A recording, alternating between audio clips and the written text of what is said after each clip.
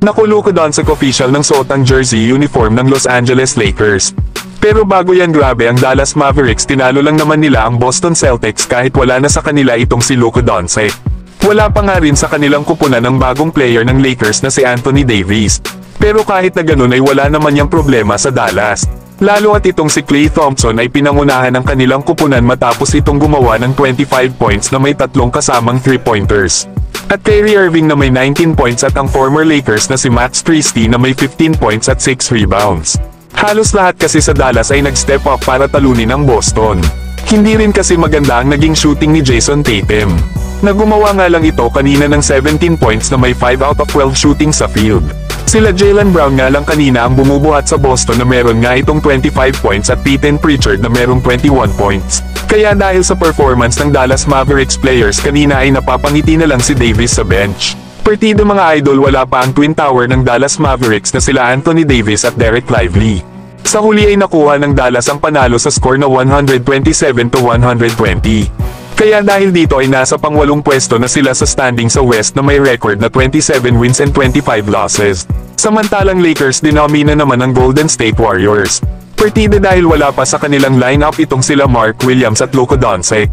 Kahit din sa Golden State Warriors hindi pa rin naglalaro ang bago nilang star player na si Jimmy Butler. Pero first quarter pa nga lang ay walang naging sagot ang Warriors sa opensa ng Lakers. Ito nga ay dahil sa pangunguna nila LeBron James na 5 points at Gabe Vincent na may 6 points na sa first quarter. Pero pagdating ng second quarter ay naghalimaw si LeBron James at 23 points na nga ito sa first half. Sinamahan pa yan ng 11 points ni Austin Reeves. Para naman sa Warriors ay itong si Curry ang bumubuhat sa kanilang kupunan na meron ng 9 points bago matapos ang first half.